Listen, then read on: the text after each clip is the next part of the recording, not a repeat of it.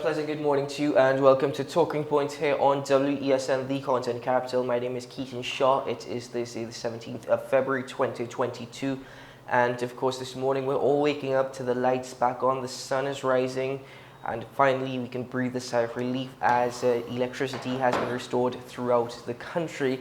Other utilities that were affected were of course the water and sewage authorities, water supply across the nation. But before we get into the details of the issues of what transpired yesterday, let me introduce my co-host and colleague alongside me this morning, Mr. Sean Michael Small. Good morning, Sean. Good morning, Keaton. And while, yes, we can breathe a sigh of relief, I to some extent, I'm not sure if now is the time because, and maybe I'm just very pessimistic, but I remember taking the ferry. And then I remember hearing stories about the ferry, breaking down and having problems. And then, all of a sudden, the minister was complaining, I don't understand why the ferry giving so much problems. And boats were going down and were unable to be kept in service. And this was when the Raleigh administration came into power and lost the cargo boats, and at least one of the fast ferries weren't functional. All of a sudden, the problems were no longer just occasional. They were regular. So we had an instance 2 months ago or 3 months ago. No, just a month ago. No, it was December. Right, no, but there was also one in January as well, yeah. So then potentially this is the third incident. This is the second or third incident where we had a widespread blackout. Only this time it lasted a lot longer than the previous situations. Now, I know that a lot of people, especially at the beginning, were quick to fall for the rumors or fall for the hearsay of, well, somebody protested. TNTech workers protesting. And today is the 17th. Today is supposed to be the day that the public servant mandate was supposed to potentially come online. That might be sidelined with everything that's going on. Well, this situation, in fact, was and is the perfect distraction, I suppose. Right. But I mean, well, hold on. A 12-hour blackout. If they are so stupid to use that as a protest, then they're asking for some serious retaliation, because that's not anything that's going to foster any goodwill. I don't think it's that. I think something significant happened with our power supply. And people might have heard it with Andy this morning and heard it in the news. We'll play the clip again for them. We have the same voice note. Basically what they describe with all of the power generators going down. Now, there could be a technical reason why that could happen, but I'm left confused. It's like having a house with 3 cars and all 3 cars break down the same morning. That's not very likely, right? Well, so I don't know. I'm not ready to feel relieved. Well, I suppose there's a lot we can speculate upon, but before we get into what transpired yesterday on the ground, let's listen to that voice note that came from TNTech's communications department. Good afternoon. I can confirm that at approximately 12:50 p.m. there was a major disturbance on the electricity system, which disrupted supply to our customers in Trinidad. The cause of the problem is unknown at this time, but our engineers as well as our independent power producers are working assiduously to restore the supply in the shortest possible time. What is happening right now is that the independent power producers are restarting all their generators. This is a process that takes some time, and it is going to lead to a gradual restoration of supply to all customers.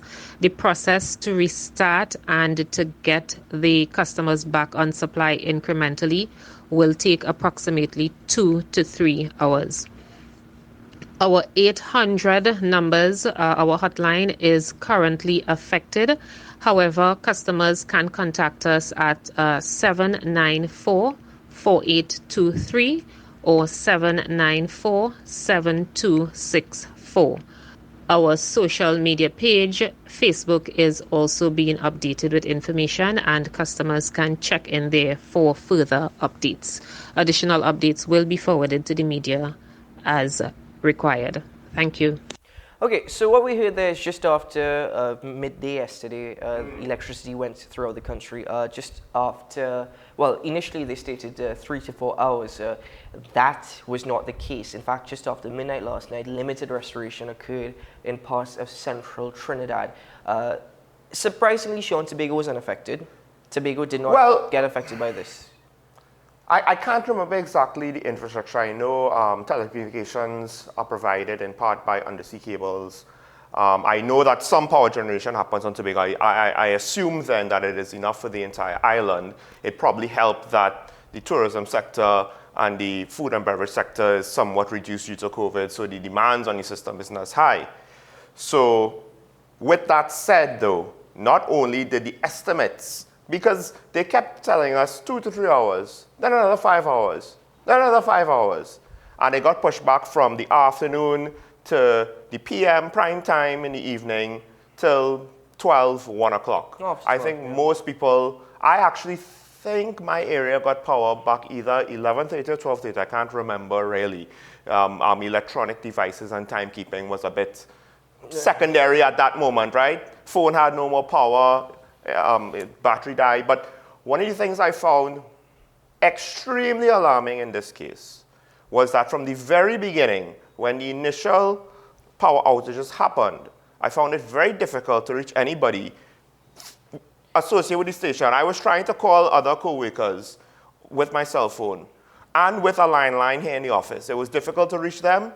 Mobile internet, at least for me, wasn't working very well. No, so throughout Trinidad and Tobago, mobile data was not working very well across the networks. No, so when they say their social media pages have updated information, who is supposed to access this? Well, fortunately, we did have some individuals here in the station who got a fairly good signal that was able to actually update the station. Of course, not everybody was able to get those updates simply because of, as I said, the limited data supply. There's so much to unpack with this situation. First of all, the Public Utilities Minister, Marvin Gonzalez, has stated that it already shows a lapse or the faults within our power generation supply here in Trinidad and Tobago. Now, TNTech this morning states that they aren't entirely sure what caused the situation, but it seems as though it was faults coming out of a Gandhi booster station somewhere around that area that had a knock-on effect to other power supply stations. This, they said, is occurring. They use the word occurring, and what that tells me is that this is something that has been taking place over time. If they use the word occurring, it means they were well informed and aware of the situation beforehand. Why was it not seen to? But who do we blame for this? Do we blame Trinidad and Tobago Electricity Commission? Do we blame the Minister of Public Utilities? Do we politicize the situation? At this point, it's too early to determine exactly what it is. But again, based off of TNTech using that word, they had knowledge of this. And as Sean pointed out at the beginning of the program, this is not the first time for the year this is taking place. This is not the first time. But Sean, not just that. Notice, how many times did we have an island-wide and nationwide blackout in the last 4 years previous? How many times? None that I could recall. Right? We've had blackouts, sure, yes, but not an island going down. I think Tobago might have had an incident, I vaguely, but I can't remember. Just about 10 years ago, right? If I'm not mistaken, we had a blackout. So usually, that's where my analogy with the boat happens. Because at first, the ferry operated, it never stalled out, off the north coast for 8 hours before, and then all of a sudden you hear it happen once, and then all of a sudden you hear it happen occasionally, and then all of a sudden the boat just doesn't work. The difference is, ferries, you don't necessarily need to take it to go to Tobago, but we do somewhat need electricity, just day-to-day life stuff, particularly when the emergency hotline and communications, telecommunications, that system, which goes digital, so now it's dependent on electricity. Old-fashioned phone lines would have still worked, but how many of those do we still have? So when we have an emergency like this, who are you going to call if you can't call nobody? Ghostbusters. Anyway, all jokes aside, I'm seeing the lower third on the screen is asking the question whether or not this is concerning. It is very much alarming and concerning because let's look at another aspect of this. WASA has been having problems over the last couple months. In fact, people will make the argument this has been the situation for the last 2 years. But more so over the last couple months, WASA has had serious issues in limiting their supply. Now, at the same time, 107 booster stations across the country, including 40 water treatment plants and over 200 groundwater treatment networks, were down. And WASA stating that their supply was affected because of TNTEC's electricity issue. Unfortunately, WASA, I mean, you don't need an issue with TNTEC for your supply and your service to be disrupted. You could do that very well on your own. But in this instance, I suppose we can understand. The thing is that prior to electricity going, people did not have water. I myself didn't have water for the last 2 days. 2 days we did not have water. And it was very, very difficult. So with all that, it's just making the stress upon the people even more and more. It's growing. The frustration is growing. And that is why I believe people have now alluded to their conspiracy theories that this was sabotage, this was planned, this is workers and unions. And the union responsible for TNTEC has responded. But they are stating that this is sabotage, this is their fault because it's a rebellion against the government. Hold on, wait. I'm not pushing that theory. Wait. I'm not pushing that theory. Do not get me wrong. I need to be very careful what I state. I am simply making the argument I could understand why people have alluded to that. The union did not make that statement, this is a rebellion against the government. No, the union did not make that statement. Okay, I just wanted to know how foolish communication-wise it could get. But with that said, herein lies the problem. And you could argue that the unions are part of this too, with regards to transparency. Did we get a good explanation as to why the other mass blackouts happened? No. All we know is that it seems to be occurring with a greater degree of frequency. Now before, when it's for an hour or two in the weekday, nobody's really bothered by it. That's fine. But now it went straight up until around midnight for most people, I would imagine, right? Now we have an issue, especially since it's 12 hours down, especially since telecommunications are affected. And the thing is, if we don't get proper information, and I'm sure the union has access to some information because it's their workers doing the work. The minister is not going on a pole and connecting wires himself, I believe, right? So while we lament the fact that there's no transparency from the government, notice that when unions complain, they offer very little technical explanations most of the time. Sometimes they do, to be fair, sometimes they do. But it's times like this, you can't just say don't blame the union, because right now we don't know who to blame. So, and I was prepared this morning to say, I reserve judgment for any and all people that are involved, because at the end of the day, the workers are involved, the government is involved, management is involved. Somebody is responsible. TNTEC has to take a lot of blame for this. No, but it could be a management decision that led to this, despite the workers' but a management decision best from warning. who? I don't think that management decision will come directly from the minister. No. So my point is, we don't know who, to be fair. So we can't pin it on middle management, upper management, government, cabinet level, or the workers. Right, so TNTEC is not necessarily the workers, right? But just because I'm saying we can't blame them now doesn't mean that if we get information, that then the appropriate blame cannot be assigned. If this is the second blackout to occur in a matter of months, and you're stating that a fault was detected at Union Gandhi 220 kV circuit, and this has been occurring, it's been occurring over time, why was this not seen to before? This disrupted many lives. Another aspect of this is that, I mean, for everyone who has a gas stove, congratulations, because quite honestly, you were the winners last night. That came in. You were really the winners last night. But people and their appliances would get affected by this big time. There was, as far as I'm aware, at least in my area, right, there was no surge. But I don't know if when they were trying to get supplies back up, or even initially, when electricity went, if there was a surge. Well, first of all, so people may have lost appliances. I don't know. Lost appliances, and also depending on how long this went, who lost food stuff, depending on what happened to their fridge. Depending on if their fridge was working in good enough order that the food was kept for the 12 hours. Imagine what would have happened if this went on longer or if the surge was worse. Cost of living is going up because of inflation globally, and we have to import our fridges. And we import a lot of the food that would have spoiled if our fridges went bad. So, but more importantly, the fact that all of the independent power generators went down. To me, that's not a small issue. That's not, hey, we had a trip and the system, whatever, and it took a while. No. That means that potentially something more serious could happen.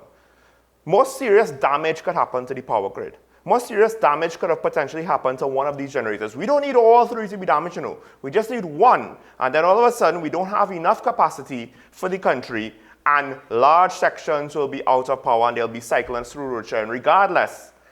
This situation could get worse the next time because we went from 1 hour to 12 hours.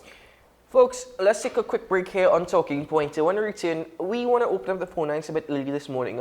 Give everyone a chance to calling on the program. We will open up the phone lines again after the 9 o'clock hour. But call in and let us know your situation where you are. Throughout the nation, we experienced a lot within those 12 hours. So when we return, we like to hear from you, and we will continue the conversations as to what transpired yesterday. And, well, this affected individuals in so many ways. Conspiracy theories were flying. People were running to gas stations to get gas. Whichever gas stations were operating, the lines were long, really, really long. Well, I'm sure fair. So I saw on social media someone was joking that they were waiting out the apocalypse at somewhere that still had a power generator. I heard individuals stating they're waiting for the looting to start. That's to tell you what people were thinking last night. I mean, I'm not gonna lie. I heard some air horns in the middle of the night last night before power came back, and there was quite a few of them, and I didn't know what was going on. That's usually for security. Yeah. I know it's usually for security, but the way how it was happening, it didn't seem like that this time. So I don't know if it was security alerting the presence of criminals, or if it was some crazy people just walking on the road, just blaring air horns. Oh my word. Anyway, folks, we'll continue discussions and open the phone lines when we return. Stay tuned.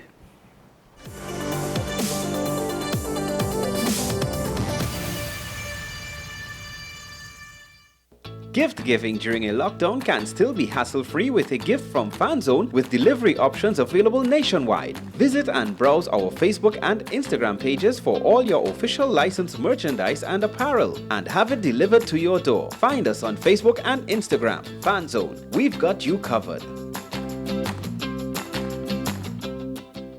The best for your baby is at thebesttoys.com. From the best strollers, car seats, baby carriers, high chairs, booster seats, rockers, jumpers and bouncers, walkers, baby blankets, feeding accessories, bathtubs. Visit us in-store at Forces Flagship McLean. Shop online now at thebesttoys.com. Order via call or WhatsApp at 332-BABY. And remember, we have the best toys at the best prices.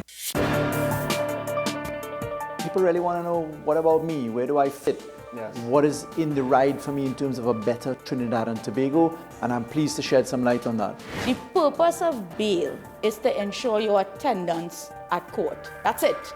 It is not punitive. It is not rehabilitative. We, the police officers, we are professional, and we are here for whenever the survivor is ready to come forward. We have the right to private and family life, the right to religious freedoms and beliefs and thoughts and expression. But these rights are not absolute. Certain rights can be limited. The law is to govern the whole, it's for all of us in public.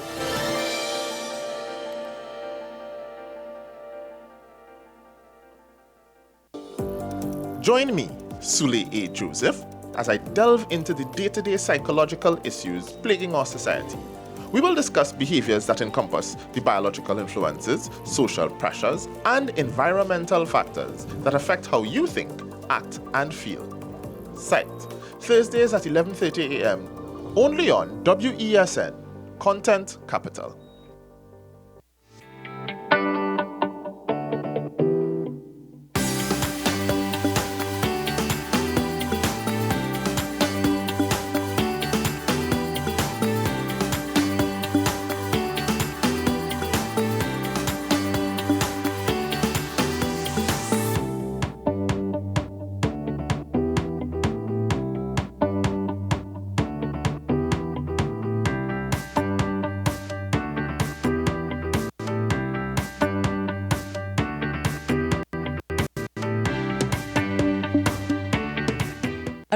reminder from WESN. We urge you to protect yourself and others from the spread of COVID-19. Stay safe by taking some simple precautions.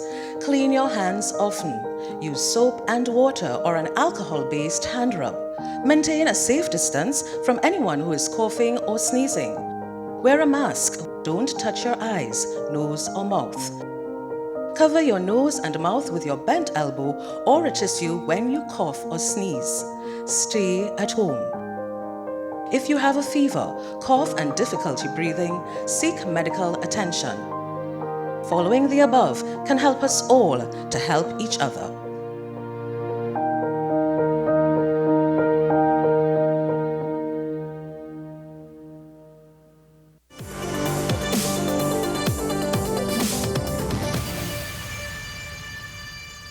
Well, welcome back to Talking Point here on WESN, the content capital. All right, folks, let's open up the phone lines. Have your say.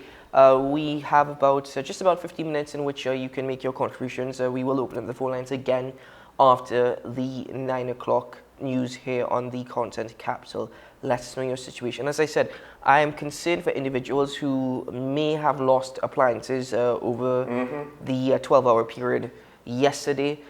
Food is another issue. As you said, the cost of living is going up. We're already in a dire situation here in Trinidad and Tobago. People simply cannot afford to experience those losses. As much as there was a joke about looting, next time, given the experiences we had with telecommunications, it won't be long before somebody figures out it's hard to call the TTPS if you don't have phone service.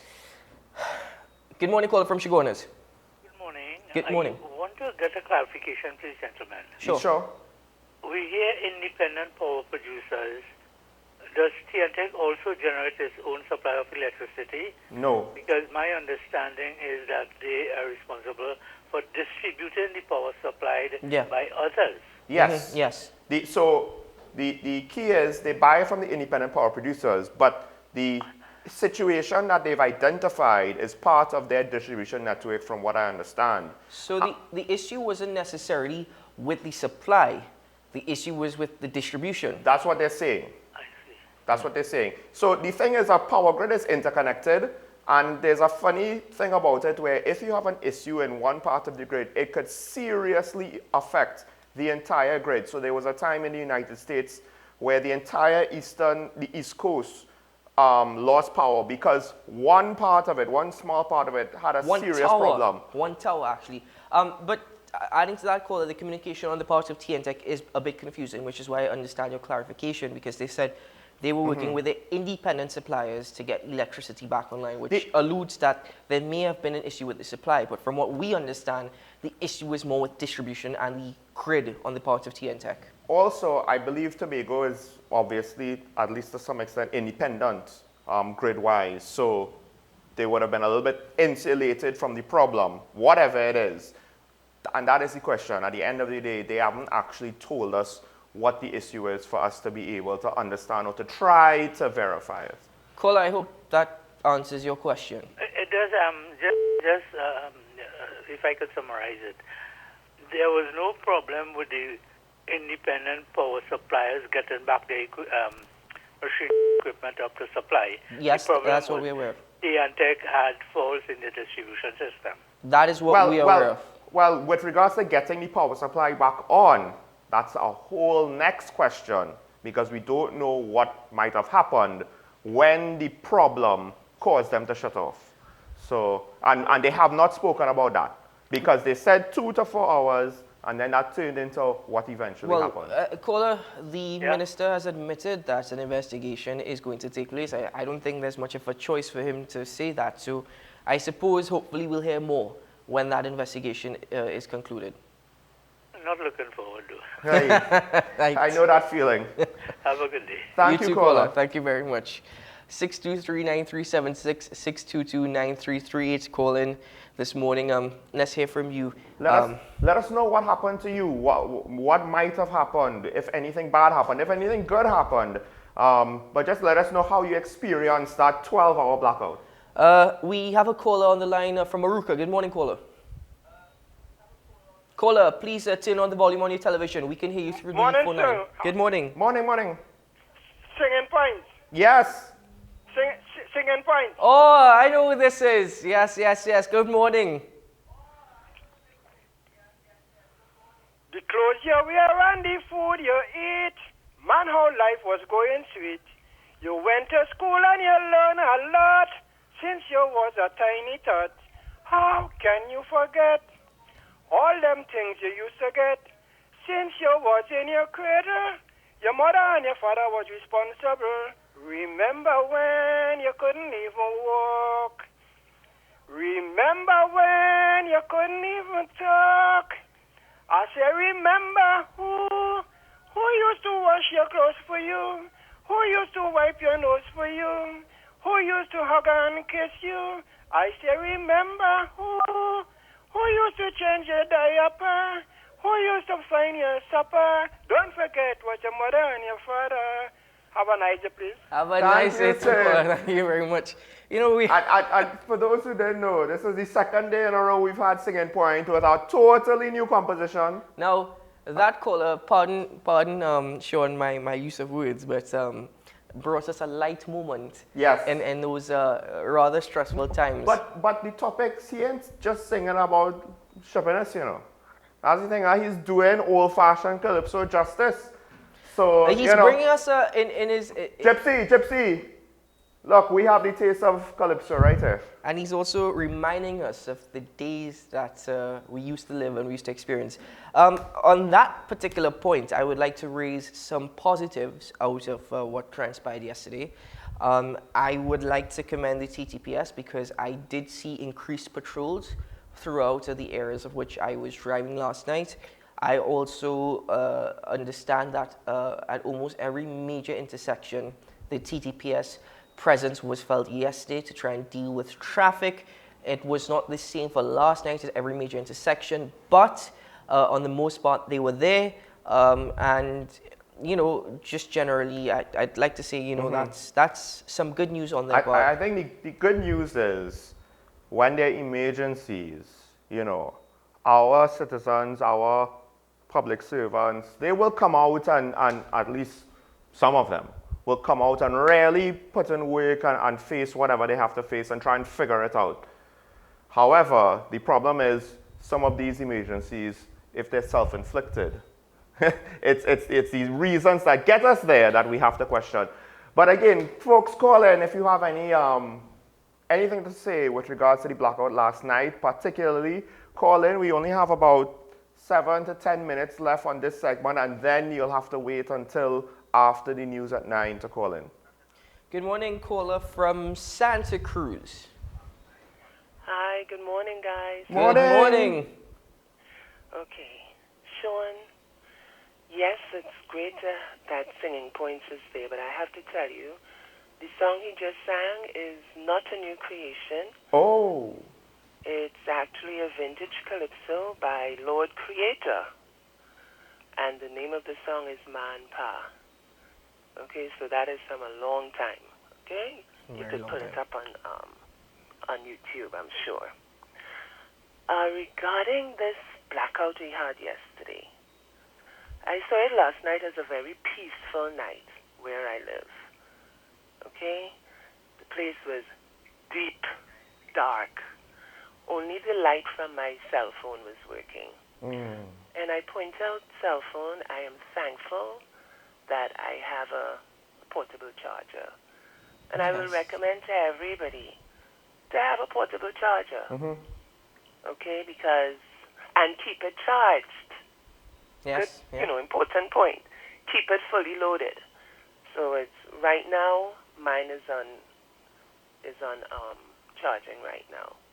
Okay, I had WhatsApp, so I don't understand how these systems work here, but my WhatsApp was working. I was able to communicate with a few people up until after 8 when I decided to go to bed because there was no TV to keep me awake. Wow, you I were able couldn't to download anything on my computer. You were able to sleep through that heat? Well, that's great. I beg your pardon? I said you were able to actually sleep through that heat? The heat. The heat. I'm glad you mentioned the heat. I always work with fans for personal summers anyway. So I had my fan nearby. But as I'm laying there, I'm saying, why is it so hot? The only thing that's not on, we have no electricity, but what happened to the breeze? Why is there no breeze? It was absolutely still. It was. But after a while, I did manage to fall asleep. And then the rains came. Did you notice that it rained just after the electricity came back at 1:20? Well, for me, it came back at 1:25. And suddenly, it rained. Where were you all the time? But nonetheless, I was able to fall asleep for some hours until my TV set woke me up with Andy's recap of prime time. And I had to get up out of my bed to go and turn off the TV, realize that all the clocks flashing. Yes. All right. We have power. But I will say the best news that I heard from everything that you just said is the mere fact that your TV seems to always be on WESN. So yes, dear, I know, right? So thank you very much. Why a wise choice, Mom? A wise Imagine choice. WESN was the first thing that she heard and saw when electricity came back. So thank you very much. Amen. Have a great day. Thank you very much. Have a good one. I think I got electricity before she did, which is a little bit surprising that there were people an hour after me, I believe. Remember, it was staggered throughout the nation. Yeah, It was yeah. staggered. But, also at there was a minor blessing in disguise as well last night. We had a full moon last night. And thankfully, that actually produced some light. Yeah, that because helps. of course you don't have all the ambient light from the electrical sources. So when I looked out at around, 7, 8, 9, 10, and I'm just seeing how bright it looks, it's like, this is weird. And some people tried to make the most of it. Because a lot of people would have been bored, a lot of people wouldn't have anything to do. There was one particular bar I passed that had a generator, a portable generator, on the tray of a pickup, hooked it up to the bar. The bar was lit, people were shooting pool and enjoying their beverages. So another call on the line from Arima. Good morning, caller. Morning, brothers. How are you going? We're doing well. All right, Mr. Miraj, how are you?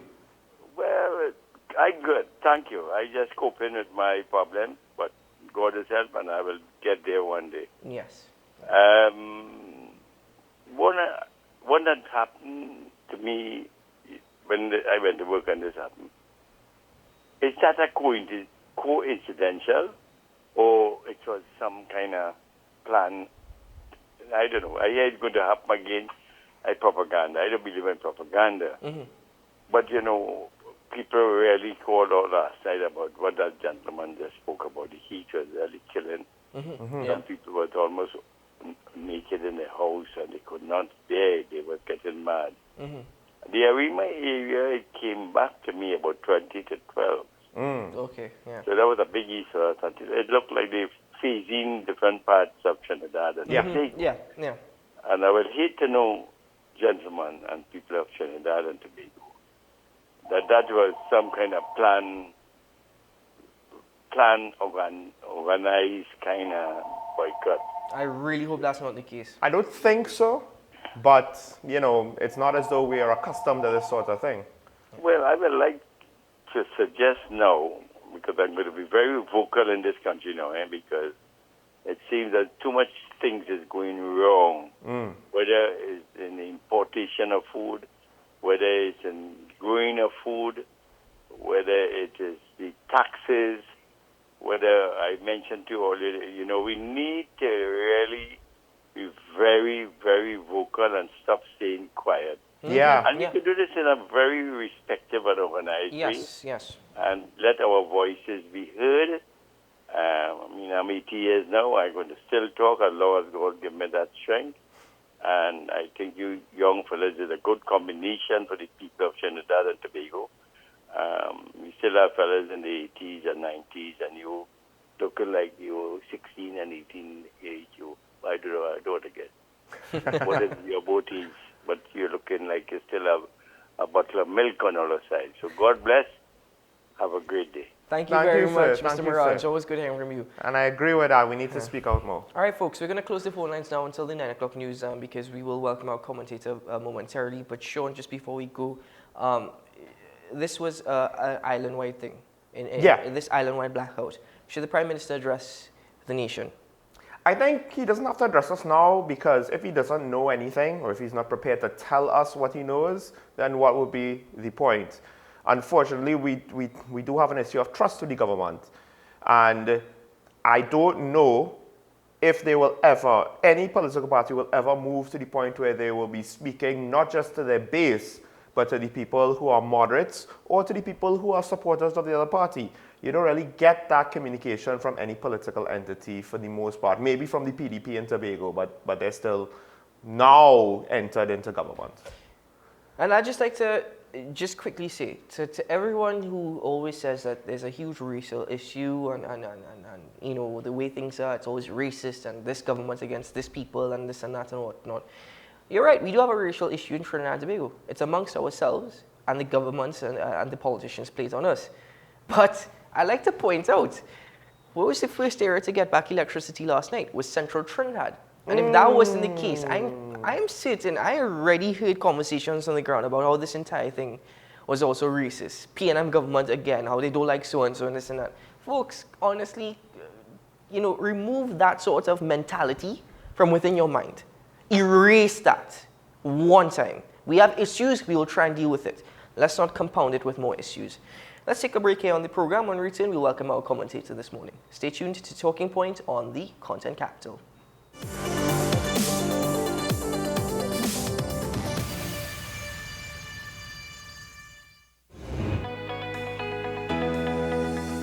I'm joined on set today with Dr. Chelsea Garcia. She's a palliative specialist as well as internal medicine doctor as well as hospice care. Palliative is for anyone with serious illness, whereas hospice is for someone that may die in the next 6 months.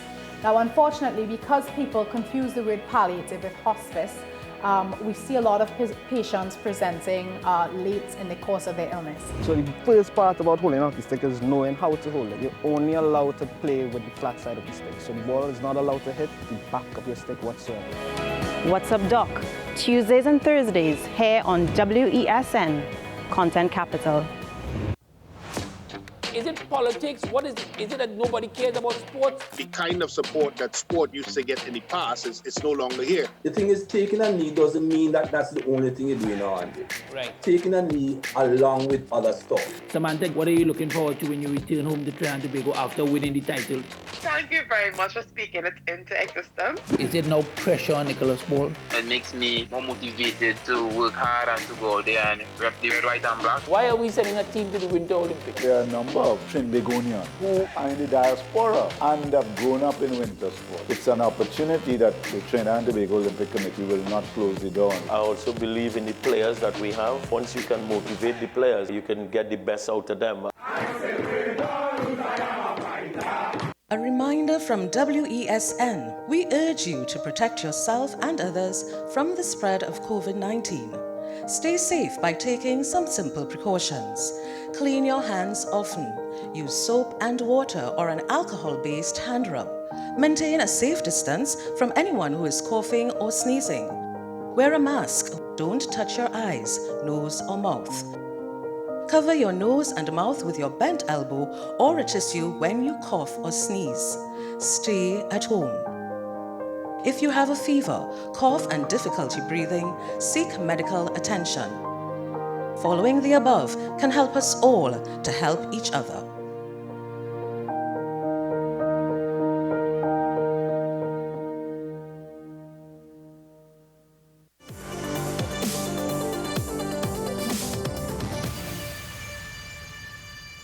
Welcome back to Talking Points. We're going to segue a little bit now away from what we would have experienced yesterday to continue the conversation on public sector reform. Earlier this week, the Prime Minister stated that how we should start considering expertise within the private sector for hire within the public sector. Now, he was speaking specifically to the permanent secretaries within various ministries. Another thing that we were looking at as well is the entire issue related to the retirement age. and the fact that that might be one of the solutions to the situation associated with the NIB, and the mere fact that the NIB is collapsing. It hasn't collapsed as yet, but it is collapsing. So to try and be more reactive rather than proactive for 20 years beyond, but reactive to what's taking place now, we may have to raise the retirement age. To comment on that further and to give us the perspective of their side, we welcome to the program Opposition Senator Jayanti Lakshmi-Dayal, who joins us via Zoom. Good morning, Opposition Senator. Hi, good morning. How are you? Doing Morning, well. Senator. How are you doing? I'm good. Thank you very much. Well, it's nice and bright by you, so it's either the sunlight or the electricity, but nevertheless. Thank God. Thank God for small mercies. Thank God for small mercies indeed. Senator, let's get straight into the conversation with the limited time we have. The Prime Minister, starting off with the retirement age from 60 to 65 within the public sector.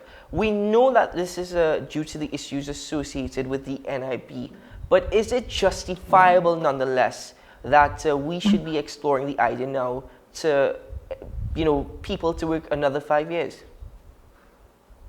Well, firstly, I have no doubt that persons beyond the age of 60 have a lot to offer to the public service and to any organization, for that matter. So that in that respect, I don't believe that it should be a hard and fast rule that we can't hire people beyond 60. That really does exist already, because there are certain very senior positions within the public service where appointments are made, such as head of departments, chairman of certain boards, and so on. Not the normal special purpose companies. I'm talking about things like law reform and law revision and those sort of commissions and things that exist. There are positions that those persons are appointed by way of presidential appointments, and there's no age limit. So there is room, and there are positions that already exist where you can utilize years of institutional knowledge properly within the public service. Raising the retirement age, to me, this conversation started, as you rightly said, it's not about utilizing the capacity and using the institutional knowledge, but really because NIB is going bankrupt, and they are not in a position now to continue to pay benefits and so on based on the contributions that they are collecting. So before you move towards imposing a higher retirement age on people, I think it is incumbent on the state, the government, and the NIB and the board of the NIB and so on to explain why they have found themselves in this position. Is it that they are not collecting contributions as efficiently as they should, which has been a conversation that's been happening for quite some time from the NIB? Is it that they have made bad investment decisions that have not produced the type of returns that they have? Is it that their operational expenditure is far too high? Let me declare upfront that I worked at the NIB for a very short space of time, and I have concerns about the way that monies are expended at the NIB. At the end of the day, their job is to manage the government's social security program. And I think that sometimes when, it may be necessary for them to examine whether or not functioning like a private sector organization whereby the monies are spent in a way to, their expenditure perhaps is a little bit too extravagant sometimes, I think. And they need to look at whether or not it's necessary, given the shortfall in contributions and so on, whether they need to cut back on their expenditure. Well, Senator, all of those decisions, I think, have to come before we examine the raising of the retirement age. Well, that's a fair point. You alluded to particularly last one, expenses, but let's look at contributions, because I don't want to push this blame game too much, but at the same time, I always say that we as citizens, we have a role to play as well in the functioning of Trinidad and Tobago. Now, on that part, we are aware that there are businesses who do not pay the contributions on the part of their employees. And at the same time, businesses who are registered, perhaps people who are sole traders may not have registered their business.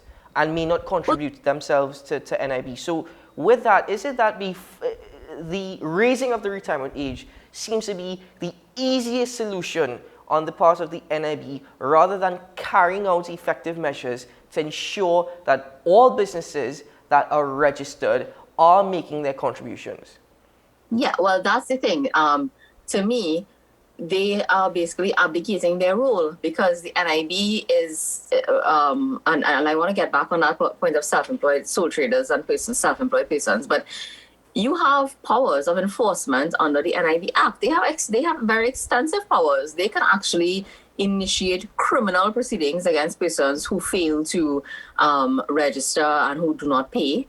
They can take action. You know, when a company, for example, goes into bankruptcy, any sort of, or like winding up by way of a court order and so on, taxes owed to the Board of Inland Revenue and the National Insurance Board contributions take priority over all other creditors. So, you have the power, and are you using it? That's one question. How many actions have been initiated by the NIB against employers who are not paying? How many inspections and supervisions have they done? And I don't want to hear everybody say, well, we've had to cut back because of COVID. This didn't happen in the last 2 years. This is a problem that's been rolling on and on for many, many years, and has perhaps not been addressed. It didn't come about because of COVID. COVID, of course, has probably made it worse because you have a lot more people, out of jobs now. So less people contributing and also making claims and so on for benefits. But you cannot tell me that you have all of these powers vested in you by law and that you are not using them. Again, I don't know. Before you jump to, as you said, perhaps the easy solution, which is to raise the retirement age, but before you get there, you owe it to the population, the people who you're going to say, listen, when you plan your retirement at 60, too bad. Could you imagine what it must be like to be 58 years old and listening to this conversation from the NIB about raising retirement age? Yeah. I mean, I would be and it doesn't take into account a lot of other factors, such as, when you keep people in a job longer, you're not creating room for younger people to get opportunities who are coming in at the bottom. But as you talk about sole traders and registration, for years, I have been hearing about self-employed persons project. That's something that NIB wanted to do. Do you know if you're self-employed? And I discovered this recently because I am self-employed. And when I registered my business, and I registered to become to pay NIB for my secretary at my law practice, and I asked about myself, and they're like, well, no, you can't pay for yourself. I said, but I'm running a business. This is a law practice. This is a business. I said, yeah, but you're self-employed. It's a sole trader business. You can't pay. So do you know that no lawyer in this country who is employed in as a private practice type organization pays insurance contributions? You can't. I wanted to, and I can't. So, and this project has been there for a very, very long time. So, it's been something that they've been talking about because I anticipate that would bring in a lot of contributions. It will. It would, really expand the system. So again, before you jump to retirement age, explain why it is that hasn't been done. Now, we're running out of time, so I want to jump into the other part of it because you could argue that what happened yesterday may or may not be an example as to why something like this, not necessarily this, might be needed. The Prime Minister alluded to utilizing the private sector to hire permanent secretaries. I believe the implication is bypassing the usual hiring practices of seniority. I don't know if officially seniority is the main factor HR in a ministry looks at, as opposed to merit. I'm not sure exactly what the rules are, but he's saying let's look outside to find permanent secretaries. So let me any problem with that? And I can already think of them. Problems with that, because I would tell you this: if for some reason this particular Rowley administration of late sees the dismantling of constitutionally protected institutions as a priority, it started with the Revenue Authority. They have been pushing this agenda of service commissions being inefficient. Well, we had the Police Service Commission issue. And I would like to say that our Constitution, and there are cases upon cases upon cases all the way to the Privy Council, we're replete throughout our law, this concept that the way our Constitution is designed is to insulate the public service from political influence. It is very instructive that attending the opening of a business, the hatchery by Nutrimix, whose chairman, president, CEO was a former PNM appointed state board chairman, and who are, by and large, I believe, somewhat aligned to the Prime Minister and the political party, that the Prime Minister would make a comment based on comments made at the opening of this business that, it took too long and things are too inefficient. Is it that the Prime Minister felt motivated at that point in time because his friend wasn't getting the approvals he wanted on time to say that the public service is too slow? I mean, that is the message that I think is being sent. Rather than try to fix issues, the public service has a lot of issues. I'm not saying they don't. You have issues of efficiency. You have issues of I think those things are linked to other things other than the fact that people are being promoted from within the service. It's a matter of resourcing. It's a matter of the implementation of technology, and the use of technology and training and there's no point sometimes, I think, in rolling out technology and trying to roll out all these high-tech things in your staff. So I don't see how people from the private sector would address those issues that plague the public sector right now. But Senator, wouldn't there also be a concern as to just how you select these individuals? Would there also be a concern with regards to the selection process of getting people from the private sector and to hire them? Yeah, of course. And you have to remember as well, the private sector, essentially at the end of the day, your objective is profit. That may lead to, because profit is your main objective and your motive, perhaps you have greater efficiencies and you might have, more emphasis on certain things like customer service and all of that. But the public service is very different. Profit is not the objective. It's not the underlying objective. So someone who may be an excellent manager in the private sector would not necessarily be suitable for the public sector. They would also not be familiar. There are a lot of rules and regulations that govern the public sector, which really you only learn from being there and being in the system. And I think that the bottom line is that, one, I don't think that casting blame upon public servants really is the route to go to explain the inefficiencies, one. And two, there's nothing that anyone can say that would give me the assurance that recruiting persons to run ministries from outside of the public service and from bringing them in as managers, as the top managers in the public sector, from the private sector would not cause a problem of political influence. But one thing though, are you willing to say at least that we do need to have some sort of reform because the status quo as it stands doesn't seem to be getting along fine at all? But Senator, I'd just like to add to that question because we only have a minute left. You mentioned that a role within public service is to try and prevent any sort of government interference. But could you name for me any government, because we're not trying to push the blame in, but could you name any government which has not pushed or promoted their friends or family to any state board, state entity, or any position within the public service, or has even sought to resolve that issue over time? And do you know that the issue of state boards became, there was a proliferation of these special purpose companies under the Manning administration, and so that they have continued. And the more that we move power and roles and functions out from ministries, which are governed by certain rules, procurement, central tenders board, now procurement regulations, or whenever they come, and all of those things, you move them into these state boards, which change every time the government changes, and they are political appointees.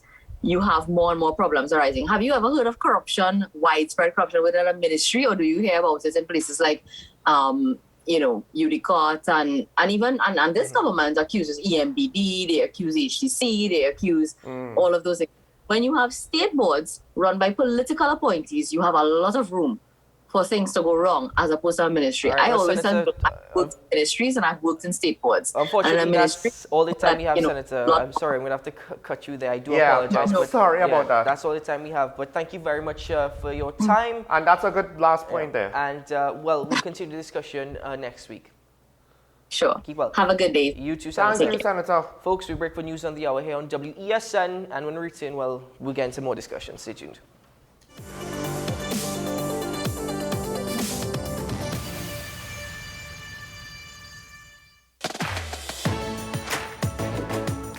Trinidad and Tobago, don't play with your life. Remember to follow all COVID-19 guidelines at NLCB Lottery Center. COVID-19 is no game. Play it safe.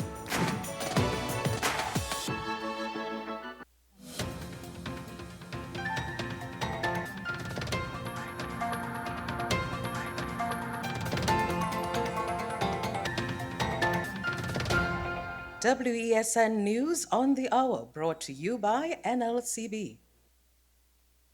Here's your WESN News on the Hour. I am Denise St. Clair. Thanks for joining us. Here are the headlines. Electricity restored as TNTech trying to ascertain the root of the outage. Public Utilities Minister says an independent investigation will be done to determine the cause of the outage. Now for the details.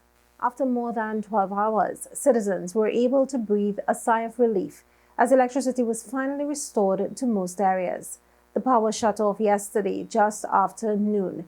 In a release late last night, TNTech stated that the fault caused TNTech's two major Gandhi Village Union Estate 220 kV lines to trip. This resulted in system instability and caused all the generating machines operated by IPPs to trip, leading to loss of supply to all customers in Trinidad. Tobago was unaffected and continued to be served from the Cove Power Station. The IPPs were directed to restart generators from zero, which is known as a black start. However, there were unforeseen delays.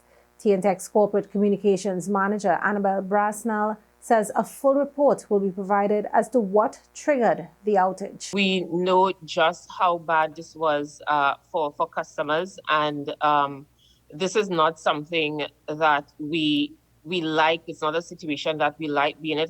It's not a situation we like our customers being in. And we know it was an extended and aggravated inconvenience, and we really want to apologize to customers for it.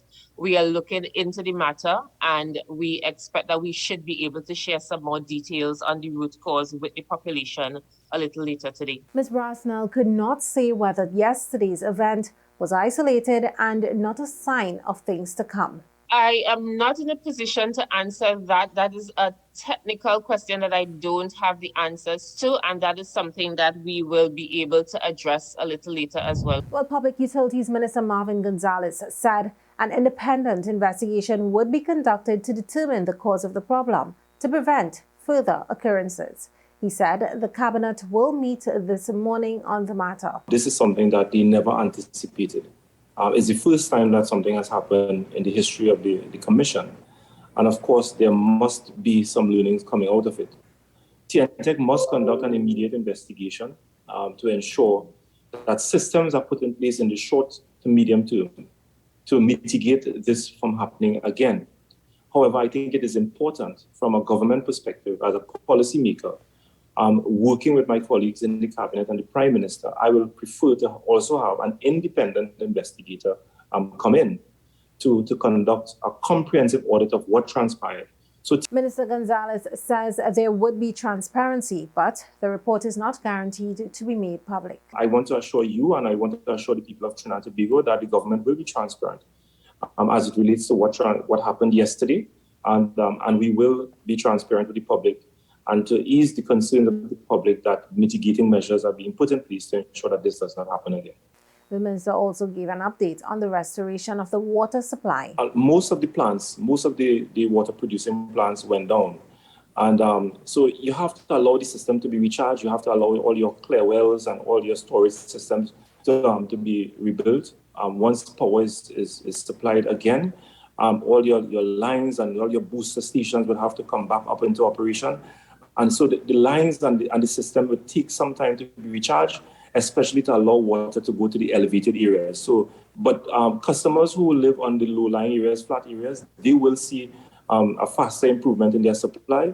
But customers who live on elevated areas, it will take some time because the system has to be recharged. Well, that was News of the Hour on WESN. I am Denise Sinclair. Thanks for watching.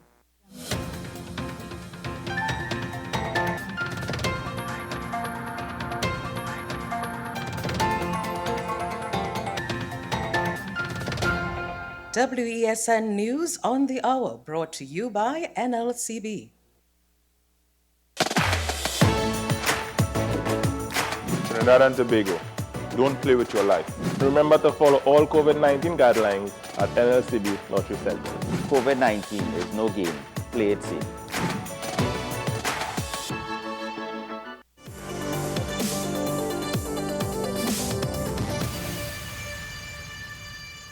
Well, you heard it from the reports, thankfully, to our head of news, Denise Sinclair, in which the Minister of Public Utilities has stated he can assure the citizens of Trinidad and Tobago that the government will be transparent on this issue.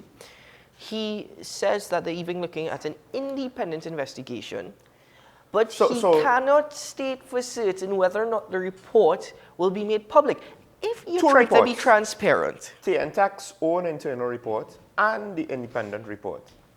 If you're trying to be transparent, why can't the report be made public? I do wonder if our politicians understand the meaning of the concept of transparency and saying, oh, there will be things we're going to keep back. This is not national security secrets. We don't have nuclear codes here. No, do we? Right? Do we? I don't think so. You know, we're not responsible for security of the free world. No, but this is TNTEC. Anyway, there's another report that we'll get into tomorrow that was submitted to the Minister of Health on Tuesday. I was now going to bring up the fact that we were promised that report. Will that be made public? I'll just like, no, we were told. Will that entire report be made public? We were told, no, well, the government reserves the right to redact. Good morning, caller from Tobago. The phone lines are open, folks. Hello, good morning. Morning. Hello, good morning, sir. How are you? We're doing well. How are you? We're doing okay. I heard you had electricity last night. How do you determine when a story is propaganda? That's a complex question, sir. That is a very complex question. In our position. And then I heard one of your callers say that this thing yesterday you might have been planned, but I have to ask also, the hearse that was burnt. Yeah. Was that planned too? No, well, I don't think, if my memory serves correct, our caller was saying that he definitely believed that it was sabotage. Yes, caller. What are you stating? Go ahead. We often jump to conclusions without even asking questions or even analyzing the story properly. When we get them, and that is some of our downfalls. Well, I fully agree with you. Yes, that happens, yes. Fully agree with you, caller. Thank you, caller. Thank you very much. Have a good day. So, I mean, and that's why we said what we said at the top of the show. But I'm not leaving anything out. I'm putting government, management, workers. It could be one disgruntled worker. It could be one bad policy. No, but as I said, we don't know. We're not here on Talking Point to push conspiracy. In fact, we don't push conspiracy. What we're trying to do is, before we could ascertain the facts, because TNTEC themselves don't know what's going on, they're trying to determine what's going on, we're trying to look at every possible cause. But already, we have been given an indication that for whatever reason, there might be information in the report that might be withheld. No, the report on a whole may not be made public. The whole report may not be made public. So I assume when he said they will be transparent, they will tell us some things, just not everything. But we don't know just how much those ratios will actually be. Good morning, caller from Chigones. You're live. Don't listen to the TV, listen to your phone. Yeah, hello? Hi, good morning. Professor? Morning, gentlemen. Morning. You always complain you can't get the politicians to come on, and when you get one, you won't answer the questions that I have talked to you before. I would mention a few points that I've made before without going in detail. And this thing, the question of seniority against merit in the public service. The regulation is very clear. Seniority carries greater weight at the lower end and merit at the higher end. And permanent secretary is obviously not at the lower end. Secondly, we talk about the Public Service Commission insulating the public service from the politicians. But the politicians have stymied that by employing everybody on contracts and temporary, and they are not protected by the Public Service Commission. You talk about the profit motive in the public sector. But in the government service, it is efficiency and effectiveness, which is supposed to be measured by my old favorite, the annual administrative report. Then you talk about, you never heard a government in Trinidad without nepotism, right? And you may be before your time, but between 56 and 65, we had such a government. And our improvement, if you go back at it, look at it, during that period was the greatest. And more importantly, we had no oil money. The money was borrowed to do all that was done during that time. Then you talk about special purpose companies. A special purpose companies for a special purpose, not to circumvent the law. It was for things like the utilities or companies or these sort of things. Now we put a special purpose company for revenue. Right? Revenue is the oldest, what I should say, role of government, and the public service, the special purpose companies, is for things that are not suited to the normal public service management. And finally, did you find out what I said about the NIB? Because you had your person there, you didn't ask them. I told you precisely what caused the problem with the NIB. And it was the politicians, starting with Manning, who went and interfered with the actuarial processes under the Act twice, and then Kamla Prasad come and do it a third time, and that is what must the NIB, and nobody is looking at that. All right, thank you, Professor. Or you didn't get time to research it. I will tell you that it's a pity you're not in government. That's all I will say. Oh gosh, the professor had a point, and I forgot because he had so many points. But there was one I wanted to reiterate. Hold on, because we have another call in line. Thank you very much, Professor. I'm not sure if I agree entirely with everything you said. One thing you said between 56 and 65, that was way before Sean's my time. So we can't comment on that. But at the same time, look at the dates you called. I do think we didn't have an independent government as yet. I do think that the senator did. She did not disagree with your last point. Yeah. With regards to these special purpose companies, though, her point, I believe, is valid because when you hear about the corruption, yes, unfortunately, those are the situations where it is. And I don't, in my spoken about the most. From what I understand, special purpose companies are not profit motive. Special purpose companies are not. The one thing though is that yes, I understand her point about not wanting to get private people from the private sector that might be too profit driven, but you do necessarily want to get their efficiency, the practices of efficiency into the system. Good morning, caller from San Juan. Good morning. Good morning. Good morning. Gentlemen, our Prime Minister is a geologist. Our Minister of Finance is a structural engineer. Yes? Good morning. Yes, we you're heard live. you. We can hear you. We heard you. Okay. When you take somebody from the private sector and you put them to work in government, very quickly they adapt to the same as those that have been working there from a teenager. Quickly, because you will hear people say, I apply for a government job, and as soon as I get a government job, I go on from here, I've heard that, yes. I've heard that. Yeah. That is what happens. And I know of people who work in private sector and get a government job. Come back to me. Why you don't apply for a government job? I work in the private sector until I reach 78 years old. I work right through, never stayed home, no sick leave, only whatever I was entitled to. Yes, yeah. You know, but if I got a government job, Mm-hmm. in the 3 and a third year, you have to get out. Mm-hmm. 6 years, you retire. But you still have 5 years that you could work. The majority of people wants to work for that extra 5 years. Mm-hmm. Mm-hmm. Because when you go on a pension, an IS pension and a regular pension, it's very difficult to survive, Yeah. Yeah. right? Yeah. And also with the NIS, you have to send people out. You're sending people out to find out how much people you have in the country, what they're doing and what they're not doing, who working, who at home. Send out people to ensure. Don't keep them sitting down in the office, and when you go there, Exactly. Go and find out who's I not have making their experience. You go contributions. to National Insurance and you ask somebody a question. They hand you a booklet and they say, read that.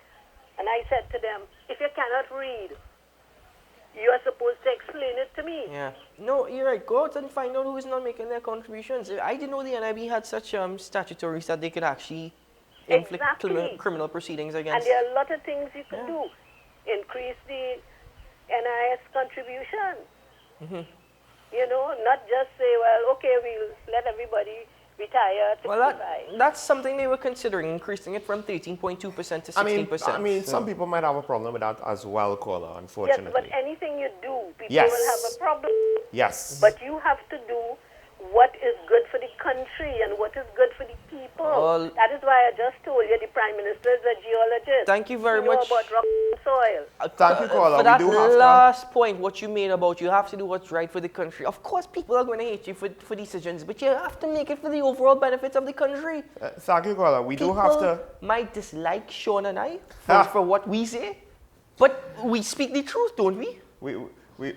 I just wanted to say, Caller, we do have to limit each call so that we could get more people a chance to call in. But her point with regards to people wanting to leave the private sector for government work because it is seen as better. And I'm pretty sure it's not a situation where they find more fulfilling, harder work, where they'll be satisfied with their career. I'm pretty sure it's about the check and also potentially with an easier workload. But I'll just like to say, this is something that we hear. We know it's there. We know it's in the background. Do we ask, why is it that people prefer government work over private sector? Because I will tell you right now, people Why?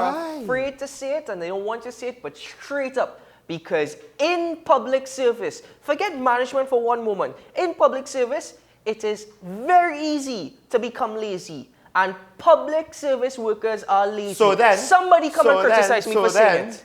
Then we have to say exactly what are the unions defending. Somebody criticize me for saying government workers are lazy. Exactly That is why what? they want government jobs. It's easy to get a Exactly. paycheck and be lazy. Now, not all. And I think the unions are leveraging those who we know are working hard because they keep the system intact, and those who are not. And the question is, which one is the majority? The workers or the lazies?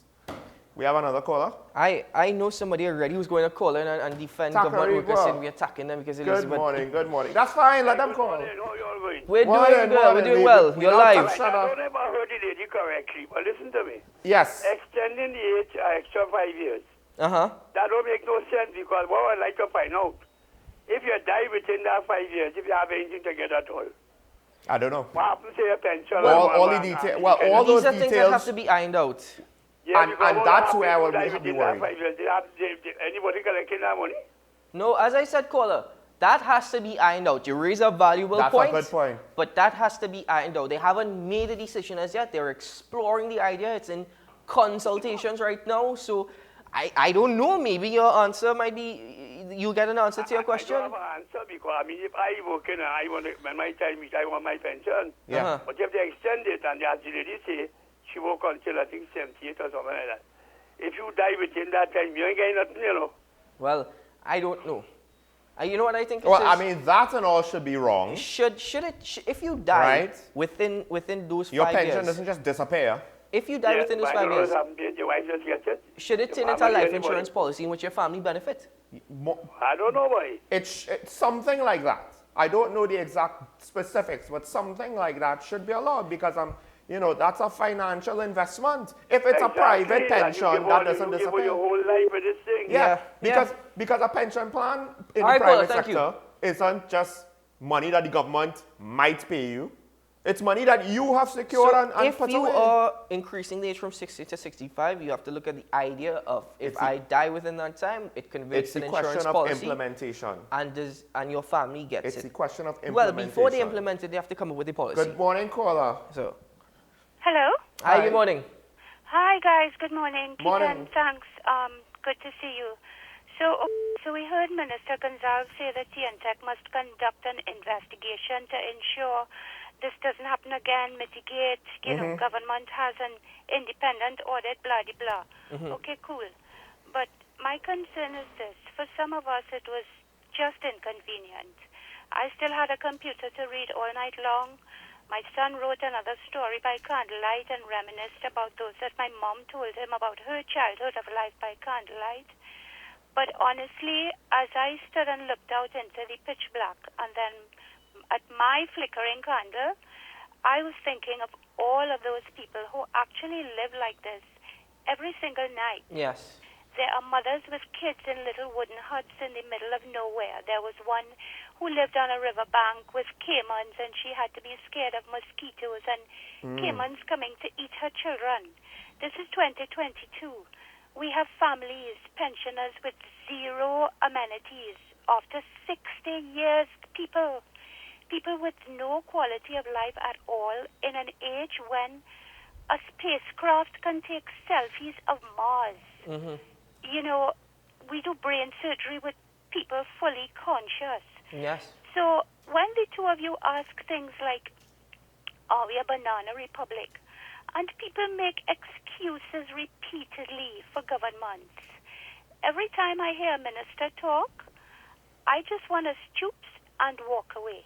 Yes. You know, and maybe drink more cheap coffee or sometimes good coffee, Keaton. Good, expensive All right, coffee. okay. And I ask, why is this acceptable? You know, thanks. Bye. Thank you, caller. Thank you, caller. I'll add one thing quick onto that. And this is where now maybe I'm agreeing with the professor a little bit.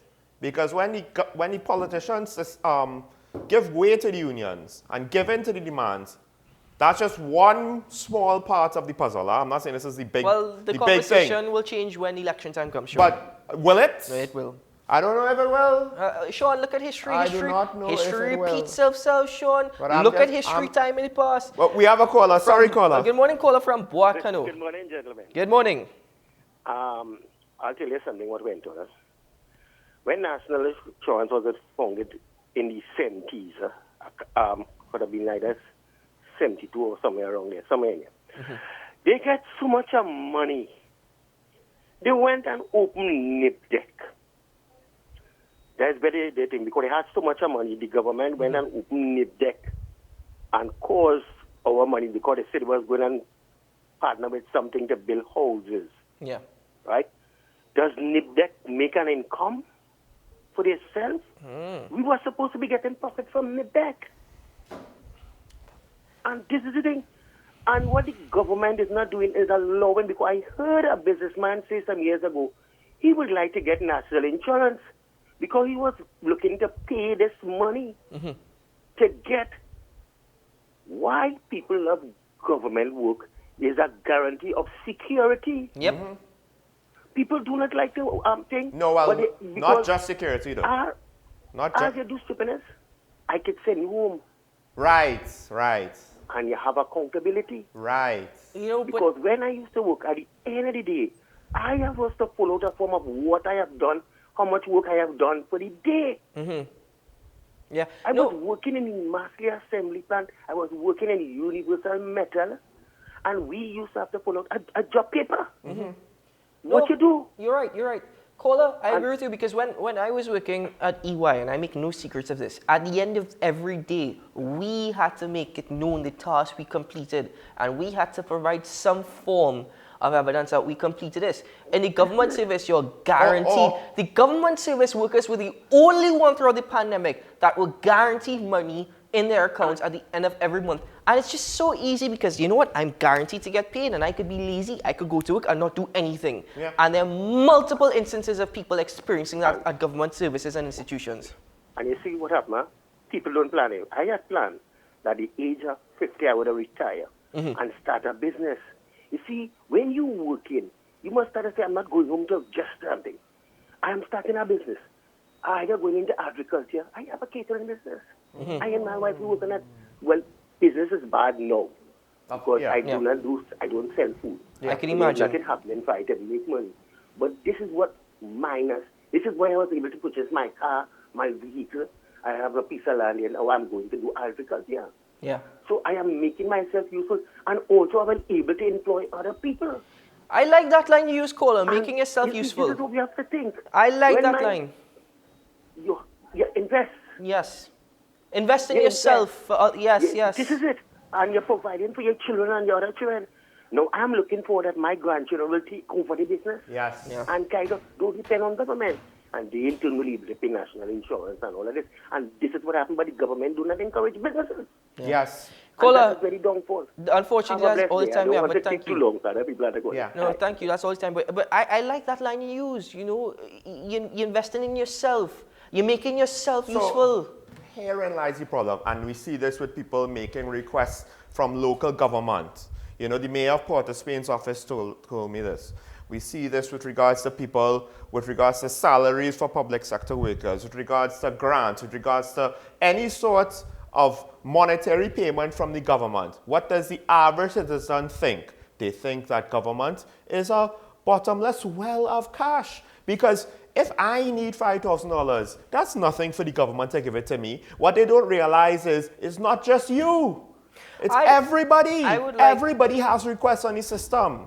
We often talk about government, and I appreciate what the callers did this morning.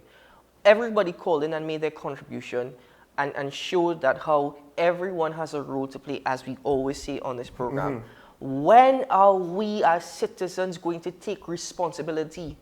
When are we going to look at ourselves? When are we going to examine ourselves instead of being run to quick and protest over government this and government and whatnot? Yeah, okay, government, you know what, honestly, folks, as far as I'm concerned, that's our fault. That's our fault, right? Because we complain, and guess what? When the red or yellow raises, we're quick to jump up and Auntie Cams and Uncle Keith and this and that. Folks, responsibility upon yourselves goes just beyond government, you know.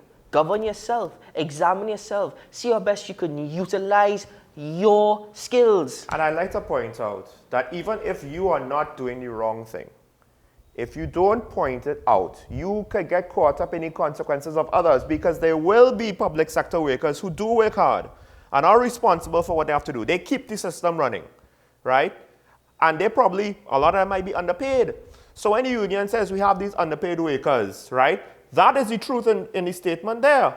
Unfortunately, the excesses of the others, and you can't tell me they don't have others, who are demanding too much from the system and are not contributing enough with regards to productivity. The excesses of the others will overshadow the good work of the few, and the problems will fester, and who will probably bear the brunt of the consequences? The ones who actually trying hard. The ones who are not rewarded for their work.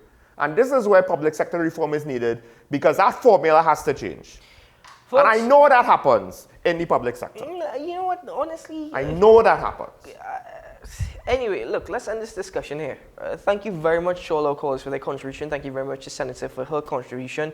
Professor, yes, we didn't get to answer all your questions. Sometimes we forget, but like I said... And I think it was actually not the whole focus. We didn't have. It's a pity you're not in government, because, Professor, it seems as you have the answer to everything, man. He needs to be the Permanent Secretary of Finance. He needs to be the Permanent Secretary of everything. Go and work for Stuart Young, Minister of Everything.